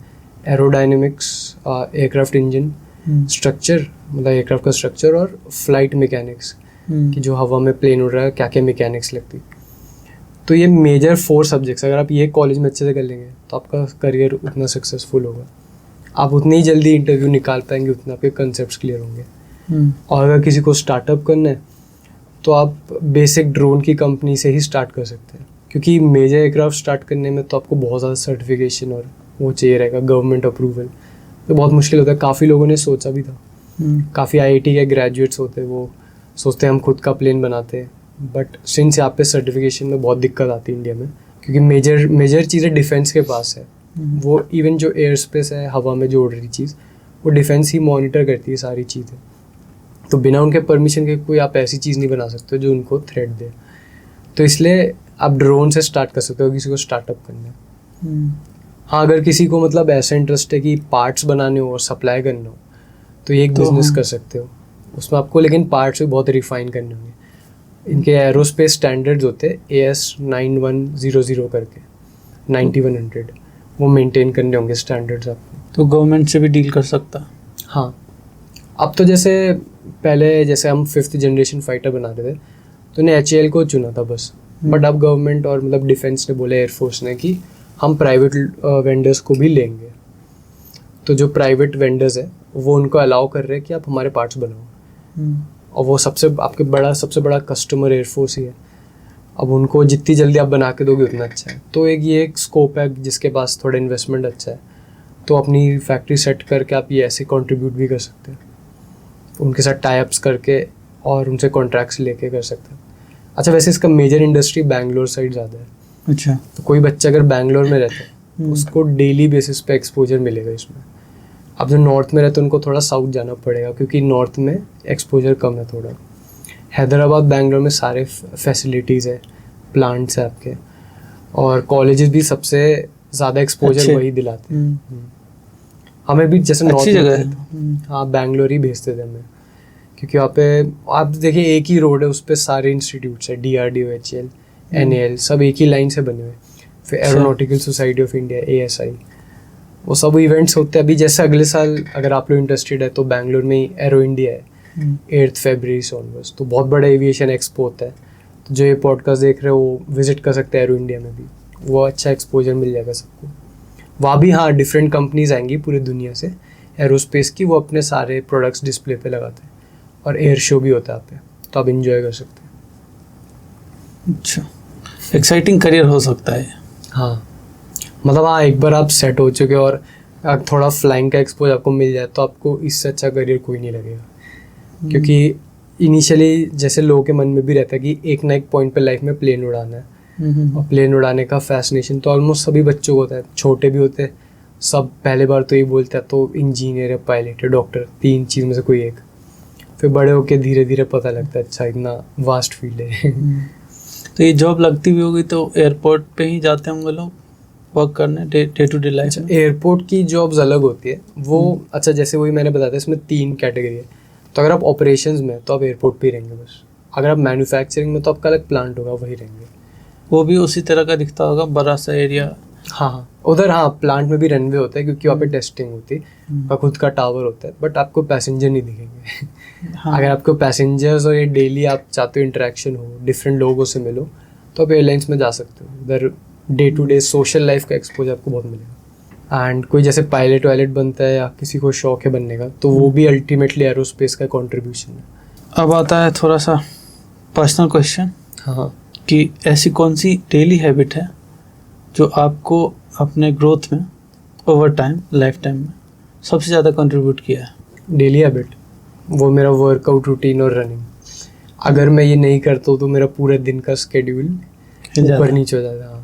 तो चाहे पढ़ाई हो, चाहे मेरे कॉलेज के एग्जाम्स होते थे, रनिंग 1 घंटा करने या एक्सरसाइज करने में जाता ही जाता था, क्योंकि उस वक्त मेरा ब्रेन इतना फ्रेश हो जाता है और सारी चीज़ें याद आती। मेरा प्रोसेस याद करने का अलग था। लोग किताब में पढ़ते, मैं रन करते हुए पढ़ता था।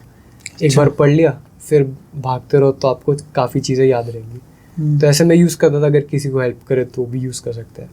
तो एक्सरसाइज करना सबसे अच्छी चीज़ है, आपको फिट भी रखती है और फ्रेश भी रखते हैं पूरे दिन में। ओके, ये पॉडकास्ट देखने के बाद और चीज़ें और जानकारी लोग कहाँ से ले सकते हैं? ये पॉडकास्ट देखने जैसे यूट्यूब पे भी काफ़ी चैनल्स हैं एविएशन के और एरोस्पेस के, और स्पेसिफिकली अगर लोग ऐसे इंफॉर्मेटिव व्लॉग्स है वो देखना चाहते हैं तो इसके 1-2 चैनल्स है। एविएशन 101 है और फ्लाइट थ्योरी करके, तो उसमें तो फुल नॉलेज और टेक्निकल चीज़ है, आप पढ़ सकते हैं किसी को इंटरेस्ट है तो। और इनफैक्ट मेरा भी एक इंस्टाग्राम पेज है AV वर्ल्ड करके, तो आप फॉलो कर सकते हैं। मैं डेली अपडेट्स डालता रहता हूँ। हाँ, आपसे कनेक्ट कर लेंगे और आप गाइड कर सकते हो उनको। हाँ, उस पर अपडेट्स और न्यूज़ जो भी एयर क्रैश होते हैं, इन्वेस्टिगेशन वगैरह, तो मैं डालता रहता हूँ क्या रिजल्ट आया। लास्ट ईयर हम देखो इतना बड़ा गुजरात में क्रैश हुआ था एयर इंडिया, इतने सारे लोगों के अंदर खौफ बैठ गया था कि प्लेन में जाए ना जाए। हाँ, तो आपके सोशल मीडिया वगैरह डिस्क्रिप्शन में डाल देंगे, लोग चेक कर सकते हैं। आप लोग फॉलो कर सकते हैं। तो पायलट बनने के लिए क्या क्या करना होगा अगर किसी को पायलट वाला करियर परस्यू करना है तो उसमें कितनी सैलरी मिल सकती है, क्या क्या डिफ़िकल्टीज आ सकती है, प्रॉपर एक रोड मैप क्या होगा लोगों का? 12th के बाद ही होता होगा करियर? हाँ, जनरली आप पायलट बनना हो तो इसमें आपके लिए ग्रेजुएशन की रिक्वायरमेंट है नहीं। अच्छा। एज सच रेगुलेशन ने बोल रखा है DGCA ने कि आप सीधा 12th करो, फिजिक्स और मैथ्स होनी चाहिए। इंग्लिश तो सभी पढ़ते हैं, उसमें परसेंटेज की भी रिक्वायरमेंट नहीं है। बट अगर आपको एयरलाइन में जॉब चाहिए तो आप मिनिमम 60 से ऊपर ही रखिए, क्योंकि वो लोग परसेंटेज रखते हैं। तो रोड मैप ये है कि आप फ्लाइंग करना चाहते हैं, इसमें पहले तो आपके मेडिकल एग्ज़ाम होंगे 2, क्लास 2 क्लास 1। फिर आपके 6 पेपर होते हैं, वो आपको क्लियर करने होंगे। वो पेपर भी आपके 12th से थोड़े मतलब 11-12 के आसपास उस लेवल के ही आपकी डिफ़िकल्टी रहेगी। तो उसमें एयरक्राफ्ट टेक्निकल होगा, एक मेट्रोलॉजी होगा, वेदर, दूसरा आपका नेविगेशन, फिर रेडियो टेलीफोनी, फिर जो आप एयरक्राफ्ट उड़ाओगे उसका पेपर। ऐसा करके 6 पेपर आपको देने पड़ेंगे और आप फिर पायलट की ओर बढ़ सकते हो। तो इसमें डिफेंस पायलट भी होते हैं? हाँ, मिलिट्री में भी जा सकते हो। और इधर इंडिगो और ये सब जो होते हैं एयरलाइंस वाले, ये भी होते हैं, तो अलग प्रोसीजर है दोनों में? हाँ, डिफेंस में जाने के लिए आपको NDA देना पड़ेगा या FCAT। FCAT वो देते हैं जो ग्रेजुएट कर चुके, जो जिन्हें ग्रेजुएशन करी, जिन्हें 12th किया वो NDA दे के भी पायलट बन सकते हो। उसमें थोड़े ज़्यादा स्ट्रिक्ट होते हैं मेडिकल को लेके। आपकी आइज़ एकदम परफेक्ट होनी चाहिए, पॉस्चर बॉडी का, thigh, leg length, sitting height, standing. अब सिविल में पायलट्स को थोड़ी रिलैक्सेशन रहती है, बिकॉज आप एक तो क्या बोलते हैं, आप थोड़ा कंपेरेटिवली स्लो फ्लाइंग होती है। फाइटर फ्लाइंग वैसे बहुत फास्ट होती है, रैपिड होती है, विद इन सेकेंड्स आपको डिसीजन है, तो आपको ब्रेन भी उतना फास्ट चलना चाहिए। जैसे Formula 1 रेसिंग होती है वैसे ही आप रिएक्शन टाइम फास्ट होनी चाहिए। हाँ, आप अगर टेबल टेनिस वगैरह खेलते तो रिएक्शन टाइम अच्छा हो जाता है। या फिर जो गेमर्स होते हैं, हाँ, जितना आप गेम खेलेंगे उतना आपका हैंड आई कोऑर्डिनेशन अच्छा रहेगा। और फ्लाइंग करना भी गेम की तरह ही एक तरीके से, आपको हैंड आई कोऑर्डिनेशन रहता है, और मल्टीटास्किंग जितनी आप अच्छी कर पाए तो आप उतना अच्छा करियर से बना सकते हैं। और गेम खेल के ट्रायल ले सकते हैं कैसे उड़ाते हैं? हाँ, सिमुलेटर आजकल हर जगह अवेलेबल है। बिना आप एयरपोर्ट पे जाए, यहाँ पे फ्री सिमुलेटर, आप जिसको शौक है वो जाके उड़ा सकता है। फर्स्ट फ्लोर पे टर्मिनल 3 एयरपोर्ट पे, तो जाके आप एक्सपोजर ले सकते हैं फाइटर प्लेन को। बेस्ट होगा वो तो। हाँ। ओके, तो any final advice for aspiring aerospace engineer? Okay, जो आपके जूनियर्स होंगे, जो आपके जैसा बनना चाहते हैं, जूनियर्स और आपके पाथ पे चलना चाहते हैं। अच्छा, मतलब बेसिकली एरोस्पेस इंजीनियर उनको बनना है, तो any last advice? So one final last advice is जो तो फॉलो करना ही चाहिए, मतलब मंत्रा होनी चाहिए लाइफ का। ओके, सो एक तो मतलब 2-3 advice I would like to give. पहला है कि आपका स्ट्रक्चर और रूटीन बहुत अच्छा होना चाहिए। लाइक कुछ भी आप करो लाइफ में डे टू डे बेसिस पे, you have to organise everything, because इस फील्ड में भी आपको ऑर्गेनाइज करना हर दिन ही सिखाया जाएगा ऑलमोस्ट। एंड सेकेंड चीज़ है कि आप में बहुत ज़्यादा वो होना चाहिए, पैशन। अगर हमें पैशन नहीं है तो ये फील्ड आपको जितनी इंटरेस्टिंग लग रही, एक पॉइंट पर उतनी बोरिंग भी लग सकती है। और पैशन और डेडिकेशन बहुत होना चाहिए। तीसरा चीज़ है आपको वर्कआउट करते रहना चाहिए। हाँ, उससे आपका ये तीनों चीज़ें रिलेट होके चलेगी। तो अब लाइफ में कुछ भी करें, थोड़ा सा टाइम एक्सरसाइज को निकालें, तो बाकी सारी चीज़ें आप रिलेट करके चल सकते हैं। तो मेन एडवाइस तो ये रहेगी। और पढ़ाई से रिलेटेड कुछ चाहिए तो जो लाइफ में अपॉर्चुनिटी मिले वो मिस मत करिए कभी। छोटा छोटा आपको इंटर्नशिप मिले या कुछ भी, कोई ना कोई एक्सपोजर तो आपको कहीं ना कहीं पहुंचा ही देगा। आप बेस्ट रिजल्ट के लिए वेट मत करिए, whatever you get just keep applying. सही समय पर सही एक्शन लेते रहना। हाँ, क्योंकि every opportunity will lead to a successful aerospace engineer. Okay, rapid fire round start करते हैं। As a aerospace engineer, ISRO या नासा? नासा। एयरक्राफ्ट या spacecraft? Aircraft. Aircraft. Fighter jet या commercial aircraft? Commercial aircraft. Safe है? Safe भी है, plus एक kind of satisfaction रहता है, क्योंकि दोनों में रिस्क बहुत है। अब उसमें रिस्क है आपको इंडिया को बचाना है, दूसरा कमर्शियल में रिस्क है कि इतने जो पैसेंजर्स हैं वो सेफली आपको लैंड कराना है। तो दोनों में अल्टीमेट हैप्पीनेस की फीलिंग तो आपको आई जाती है। अगर आप सेफली लैंड करा देते हो, सब हैप्पीली घर जाए, तो उससे बड़ी भी सेटिस्फैक्शन कुछ नहीं है। डॉक्टर के ऑलमोस्ट क्लोज रहता है दोनों की लाइफ, और दोनों लाइफ से ही ऑलमोस्ट वो डील करते हैं, तो इसलिए कमर्शियल एयरक्राफ्ट। ओके, IIT ज़्यादा मैटर करती है, स्किल ज़्यादा मैटर करती है? आई बिलीव स्किल ज़्यादा करती है, बिकॉज स्किल्स आपको जॉब फैच करेगी, ना कि डिग्री। ये मेरा पर्सनल एक्सपीरियंस है। CGPA या प्रोजेक्ट्स? प्रोजेक्ट्स अगर आपके बहुत ही अच्छे हैं then projects, because CGPA matters अगर आपने कुछ एक्स्ट्रा स्किल नहीं है आपने, या फिर आपने कोई प्रोजेक्ट नहीं किया। But if you are doing projects तो प्रोजेक्ट्स ओवर CGPA। प्रोजेक्ट्स ही आपको शॉर्टलिस्ट करने में हेल्प करेंगे डिफरेंट ऑर्गेनाइजेशंस में। इंडिया या अब्रॉड? अब्रॉड। हाँ, Better ये मेरा opportunity. One of the mistakes आप कह सकते हो कि एरोस्पेस जैसी इंडस्ट्री इंडिया में जो बच्चे कर रहे हैं, थोड़ा मतलब स्लो चीज़ें रहती है यहाँ पे, थोड़ा तो अगर ऑप्शन exposure- मिले तो बाहर। हाँ, जिसके पास अगर इनफ क्या बोलते हैं फंड्स वो रेस कर सकते हैं, आप फिर इन्वेस्टमेंट कर सकते हैं, तो आई वुड सजेस्ट कि बाहर से कर लो। या स्कॉलरशिप मिल रहा हाँ, है तो? स्कॉलरशिप मिले। यूएस में बहुत अच्छी एरोस्पेस इंडस्ट्री, आप उधर स्कॉलरशिप्स होती है, और 2-3 बेस्ट कॉलेज है वहाँ पे, उनके नाम मैं बता सकता हूँ। UND एरोस्पेस है एक नॉर्थ डकोटा में, अच्छा। फिर आपका फ्लोरिडा में 2-3 कॉलेजेस हैं, ERAU करके, ये लोग स्कॉलरशिप देते हैं, तो आप पढ़ सकते हैं इनमें। ओके, जॉब या startup? Job I would say, कि जॉब में एक प्रॉपर स्ट्रक्चर रहता है, उसी वे में आप ग्रो करते हो। तो आई एम अ पर्सन कि मेरे को थोड़ा स्ट्रक्चर्ड चीज़ अच्छी लगती है। स्टार्टअप में लाइक ऐसा वो मैं अपने हिसाब से बता रहा हूँ, बिकॉज स्टार्टअप में मेरा स्टार्टअप जैसा माइंडसेट है नहीं तो इसलिए। थोड़ा सिक्योरिटी है जॉब में वैसे? हाँ, बहुत लोगों को security भी पसंद है जॉब। हाँ, सिक्योरिटी भी है, प्लस एक रिस्पॉन्सिबिलिटी भी आपको रहती है ऑर्गेनाइजेशन की तरफ। आप काफ़ी एटिकेट सीखते हो कॉर्पोरेट में रह के, and how to deal with people day to day life में, आप कैसे कैरी ऑन करते हो, तो आपका वे ऑफ लिविंग थोड़ा सा चेंज हो जाता है। स्टार्टअप में तो ऑल बाय योरसेल्फ ना, तो आप जैसा आपको मन करे करो। डिसिप्लिन नहीं बन पाता। हाँ, आप जो तो सेल्फ थोड़ा मोटिवेटेड है वो फिर भी रह सकते हैं। जॉब में तो आपको रहना ही पड़ता है, टाइम टू टाइम सबमिशन वगैरह। ओके, रिसर्च या इंडस्ट्री? इंडस्ट्री, बिकॉज एरोस्पेस में इंडस्ट्रियल रिसर्च ही होती सारी, बिना रिसर्च के इसमें आगे नहीं बढ़ते लोग, तो इस फील्ड में देखो तो इंडस्ट्री। ओके, AI या human engineer? I would say human engineer, because AI is a system, like it can fail anytime, any day. Can't be trusted. Her aerospace student को कौन सी एक बुक जरूर पढ़नी चाहिए? बुक, एक बहुत फेमस ऑथर है, मतलब अब्रॉड का अमेरिकन है, जॉन डी एंडरसन करके, उसकी इंट्रोडक्शन टू फ्लाइट है। वो book is just like Bible.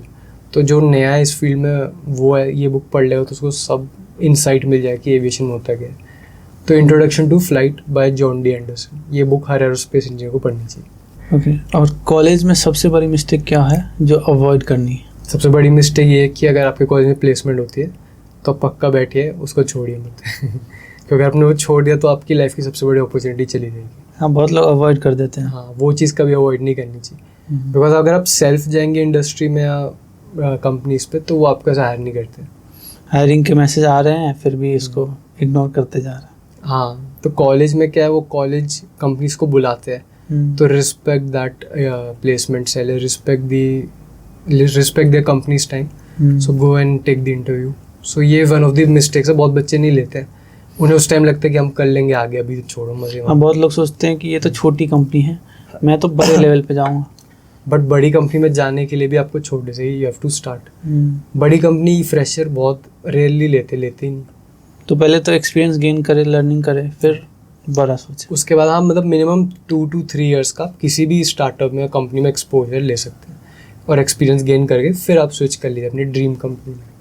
कभी कभी कॉलेज में ड्रीम कंपनीज भी आ जाती है अगर आप लकी है तो। जैसे हमारे कॉलेज में डसो एविएशन आई थी जिसने रफेल बनाया प्लेसमेंट के टाइम, और इंडिगो आई थी, कभी कुछ बाहर की कंपनीज, यूनाइटेड एयरलाइंस, तो मेरे कुछ सीनियर्स उसमें भी काम करते हैं, तो उन लोग का वो सजेशन था। मैंने तो बीच में डिफेंस के एग्जाम्स भी दिए थे, SSBs वगैरह, उसका भी एक्सपोजर रह चुका है मुझे। तो इस फील्ड में वो सब भी आता है। हाँ। SSB से आर्मी में ही जा सकते हैं और क्या? हाँ, मतलब SSB स्पेसिफिकली आर्म फोर्सेस के लिए है, नेवी, एयरफोर्स, आर्मी। तो नेवी का अपने में बहुत बड़ी एविएशन फील्ड है, मरीन एविएशन, वो अलग ही फील्ड है। फिर एयरफोर्स का अलग है, आर्मी का चॉपर अलग है। तो इसमें हेलीकॉप्टर, एयरक्राफ्ट और फाइटर जेट इसमें ही डिवाइडेड है तीनों। इसमें भी आप चूज़ कर सकते हो जो आपको अच्छा लगे। बहुत सारे अलग अलग पार्ट्स हैं उसके। हाँ, जिसको जो सही लगे वो चूज़ कर सकते हैं। इसको जो देखने में मज़ा है, बनाने में, उड़ाने में, वैसे सबसे क्रिटिकल चीज़ हेलीकॉप्टर ही है, अगर मैं अपने एक्सपीरियंस से बताऊँ। उसकी डिज़ाइनिंग सबसे हार्ड है, वो उसको समझना भी थोड़ा डिफरेंट है। एरोप्लेन समझना थोड़ा सा बेटर है उससे। काफ़ी इंटरेस्टिंग इंडस्ट्री। हाँ। वैसे लोगों से मैंने पहले भी सुना है कि लोग जो लड़के इसमें आना चाहते हैं वो इसलिए आना चाहते हैं क्योंकि उनको लगता है कि एरोप्लेन से रिलेटेड है, यानी कि वो कुछ हायर क्लास चीज़ें हैं। तो क्या वो चकाचौंध देख के आना चाहिए या चकाचौंध एक्चुअल में इंटरेस्ट हो तभी आना चाहिए? मैं तो कहूँगा इंटरेस्ट के बेसिस पे ही आना चाहिए, बिकॉज सीधा सीधा एरोप्लेन तो आपको स्टार्टिंग में कोई नहीं दिखाएगा। आते ही आपकी पहली जॉब क्या पता लैब में हो, वहाँ पे एक छोटा सा विंग को एनालिसिस कर रहे हो, या फिर आप जैसा मूवीज़ में देखते हैं कि एकदम स्टाइल में निकलते हो एरोप्लेन से, तो वैसी भी जॉब इनिशियली नहीं मिलती है। हाँ, उस स्टाइल आ जाते हैं, धीरे धीरे करके आते हैं। जब आप थोड़ा सीनियर हो गए, जैसे मैं बताया चीफ ऑफ कोई डिपार्टमेंट है, तो फिर आप मैन्युफैक्चर में कई बार फ्लाइट्स पे ही जाते हो, बस आप टेस्ट फ्लाइंग करो, आप हवा में रहते हो पूरे टाइम, तब आपकी लाइफ स्टाइल थोड़ी स्टाइलिश हो जाती है आफ्टर 10-20 ईयर्स। इनिशियली आपको पेशेंस बहुत चाहिए, वही हार्डवर्क बहुत चाहिए, डेडिकेशन बहुत चाहिए, क्योंकि ये फील्ड में सबसे ज़्यादा रिक्वायरमेंट आपकी इसी की हार्डवर्क की। अगर आप एक स्टेप को आगे नहीं बढ़ोगे, एक छोटी चीज़ नहीं कर पाओगे, तो आपको आगे प्रमोट करने में उन्हें दिक्कत आती है। तो पैशन आई वुड से, ना कि ग्लैमर। जो अभी तक लास्ट तक जो लोग देख चुके हैं, 1 घंटा पेशेंस था उनमें और अभी तक उन्होंने देखा है, उनके लिए आप क्या कहना चाहोगे? उनके लिए आई वुड लाइक टू से थैंक यू वेरी मच। ये मेरा पहला ही पॉडकास्ट था। अगर आप सबको अच्छा लगा तो प्लीज़ बताना, हम और भी ऐसे सीरीज़ ला सकते हैं और डिफरेंट इंसाइट्स भी मैं बता सकता हूँ। एंड जो आपके क्वेश्चंस हो वो भी वो मेंशन नेक्स्ट पॉडकास्ट में ले सकते हैं। आप कमेंट में बता देना जो भी आपके सवाल होंगे, और इनके सोशल मीडिया पे आप फॉलो कर सकते हो। हाँ, मेरा एविएशन अकाउंट आप उनको फॉलो कर सकते हैं। Alright guys, thank you so much for watching. See you in the next podcast. Bye bye.